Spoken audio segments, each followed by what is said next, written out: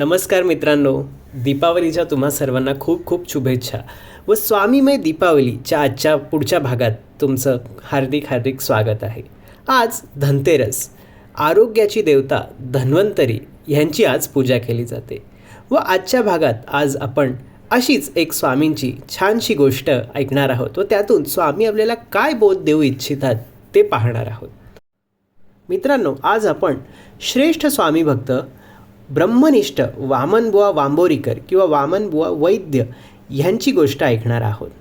हे वामनबुवा म्हणजेच स्वामींचं चरित्र श्री गुरु लीलामृत याचे रचयिता हेच ब्रह्मनिष्ठ वामनबुवा आहेत. वामनबुवा स्वामींचे एकनिष्ठ भक्त होते. स्वामींप्रती त्यांची दृढ श्रद्धा होती, गाढ निष्ठा होती. स्वामींच्या कृपेने त्यांची भरपूर आध्यात्मिक प्रगती झाली होती. पण कसं झालं, एका काळानंतर म्हणजे 1876 नंतर वामनबुवांची तब्येत खालावू लागली.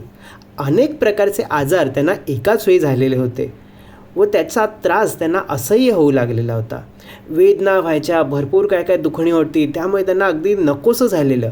शेवटी त्यांनी हा सगळा त्रास, आपली व्यथा मांडणारं एक पत्र स्वामींना पाठवलं. पण बरेच दिवस झाले, स्वामींनी काही त्या पत्राचं उत्तरही दिलं नाही व वामनबुवांना आपल्या तब्येतीत काही सुधारही जाणवला नाही. आता करावं काय हा प्रश्न वामनबुवांना सतावू लागला. असह्य वेदना होत आहेत, अनेक प्रकारचे त्रास होत आहेत, दुःख त्यांना असह्य झालेलं व स्वामींनी सुद्धा काही केलं नाही ह्याचंही त्यांना दुःख होतं. शेवटी ह्या सगळ्या त्रासातून सुटण्याचा एकमेव मार्ग म्हणून वामनबुवांनी आता आपण आत्महत्याच करूया म्हणून आत्महत्येचा मार्ग अवलंबण्याचा प्रयत्न केला. वामनबुवा बडोद्याला राहत होते आणि त्यांच्या घराजवळ सूरसागर नावाचं तलाव होतं. वामनबुवा या तलावाजवळ गेले व ते पाण्यात उडी मारणार इतक्यात स्वामी महाराज तिथे प्रकटले व स्वामी महाराजांनी त्यांना पकडलं आणि त्यांच्या एक सणसणीत कानाखाली लगावून दिली व स्वामी त्यांना म्हणाले की कर्माच्या भोगापासून पळत आहेस का? अरे, ह्या जन्मी जरी ते चुकवलेस तरी पुढच्या जन्मी ते भोग परत येणार आहेत. त्यामुळे इथेच राहून ते भोगणं हेच गरजेचं आहे, त्याच्यापासून तू पळू नकोस. वामनबुवांना भरपूर वाईट वाटलं. त्यांनी स्वामींच्या चरणांना कवटाळलं आणि भरपूर अश्रू ढाळले आणि सगळं आपलं त्यांचं मन मोकळं केलं स्वामींजवळ. स्वामींनी सुद्धा त्यांना आशीर्वाद दिला व त्यांना त्यांच्या घरी नेऊन सोडलं. स्वामींनी त्यांच्या कुटुंबियांना सुद्धा दर्शन दिलं व स्वामी तिथून अंतर्धान पावले. पुढे वामनबुवांच्या तब्येतीत त्यांना सुधार जाणवू लागला व थोड्याच दिवसात वामनबुवा ठणठणीत बरे झाले. आता या कथेतून किंवा या लीलेतून स्वामी आपल्याला काय बोध देऊ इच्छितात, तर आपले जे काही कर्माचे भोग असतात ना, या जन्मीचे असतील किंवा मागच्या जन्मीचे जे काही कर्म आपण करून ठेवलेले आहेत, आपल्याला काही माहीत नसतं आपण कोण होतो, काय होतं किंवा काय आपण केलेलं आहे. पण त्याचं जे काही प्रारब्ध कर्म जे काही आहेत ते भोग आपल्याला भोगावेच लागतात.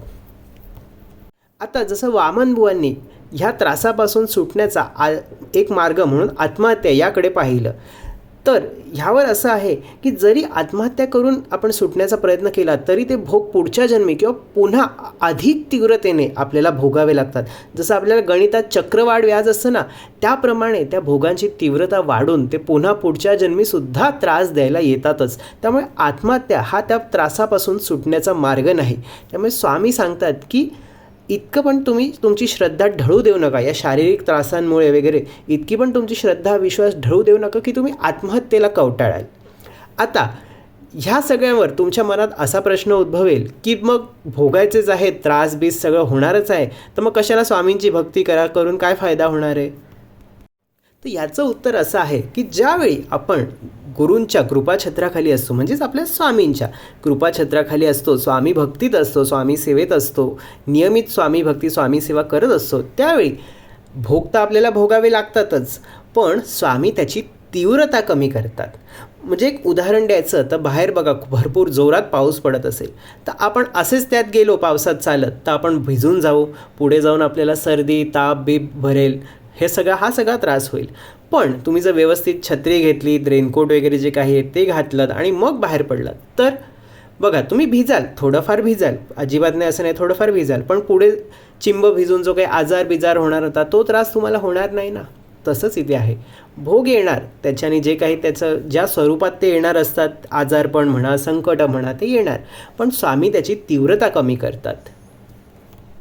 आणि स्वामी भक्ती आपल्याला एक बळ देते. स्वामी आपल्याला इतकी हिंमत देतात की ती संकटं आपल्याला त्याच्यापुढे काहीच वाटत नाही. आपण निर्भीडपणे त्या संकटांना, त्या आजार, दुःख जे काही आहे त्याला सामोरं जाऊन त्याचा सामना करून त्यातून सुखरूप बाहेर पडतो. स्वामी भक्ती आपल्याला हे मनोबल देते. जसं एखाद्या अंधाऱ्या भोगद्यानंतर समोर एक उजेडाचा, रोशनीचा जसा किरण दिसतो, तसंच स्वामी भक्ती आपल्याला त्या उजेडाचा किरण, आशेचा एक नवा किरण देते की मी बरा होणार, स्वामी माझ्यासोबत आहेत, हे संकट आहे हे आता आहे पण स्वामी यातून मला नक्की बाहेर काढणार. ही आशा, ही नवी उमेद, हा विश्वास स्वामी भक्ती आपल्याला देत असते मित्रांनो. आणि स्वामी आपल्याला हिंमत देतात, मनोबल देतात, पण त्यासोबत त्या संकटातून बाहेर पडण्यासाठी आपल्याला योग्य ती मदतसुद्धा पुरवतात मित्रांनो. म्हणजे अनेक भक्तांना आजही असे अनुभव येत आहेत की आजारपणात असेल किंवा काय त्यांना संकट असेल, अचानक त्यांना डॉक्टर वगैरे, योग्य डॉक्टर भेटतात, ते सुद्धा कधीकधी स्वामी भक्तच निघतात आणि मग ते त्यातून व्यवस्थित त्यांची शस्त्रक्रिया असेल, उपचार असतील, ते व्यवस्थित करून त्यातून ते भक्त त्या आजारातून सुखरूप बाहेर पडतात.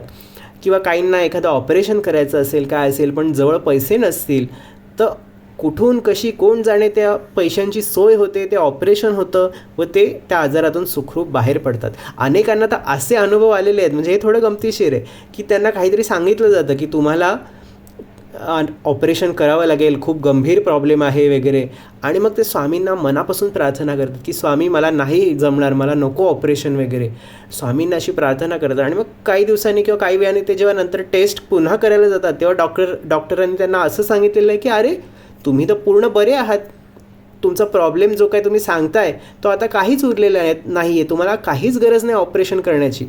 म्हणजे आत्ता हल्लीच एका ताईंनी मला असाच सेम अनुभव सांगितला. त्यांना अपेंडिक्सचं काहीतरी ऑपरेशन सांगितलं होतं, लगेच करा असं सांगितलं होतं. त्यांनी स्वामींना प्रार्थना केली आणि नंतर त्या जेव्हा चेकअपला गेले तेव्हा दुसरे मोठे सर्जन तिकडे होते. ते बोलले अहो काहीच गरज नाही ऑपरेशन करण्याची. त्या ताईंना इतकं बरं वाटलं की मी जे सकाळी स्वामींना प्रार्थना केली होती की स्वामी मला ऑपरेशन वगैरे नको, मला ऑपरेशन न होता सुखरूप बरी करा, तेच इकडे घडून आले. अशी प्रचितीही स्वामी भक्तांना आजच्या काळात येते मित्रांनो. याचा तुम्ही असा अर्थ काढू नका की तुम्ही आजारी असेल तर डॉक्टरकडे वगैरे जायचं नाही आणि फक्त स्वामींचं केलं की आपण बरे हो, असं नाही आहे मित्रांनो. जे काही डॉक्टर बिक्टर आहेत ते व्यवस्थित सगळे उपचार करायचे आहेत आणि त्यासोबत स्वामी भक्ती करायचे. आपला सांगण्याचा मुद्दा असा आहे की स्वामी तुम्हाला सगळं काही व्यवस्थित पुरवणार. जे काही डॉक्टर आहेत, जे काही योग्य आणि चांगलं आहे ना तुमच्यासाठी, ते स्वामी तुम्हाला व्यवस्थित देणार. डॉक्टर असतील, उपचार असतील, सगळं जे काही, आणि तुम्हाला त्यातून बाहेर काढणार. त्याचा चुकीचा अर्थ तुम्ही अजिबात काढू नका की उपचार न घेता फक्त स्वामी स्वामी केलं की मी बरा होणार की काय, असं काही लोकांना वाटेल, पण तसा याचा अर्थ नाही आहे.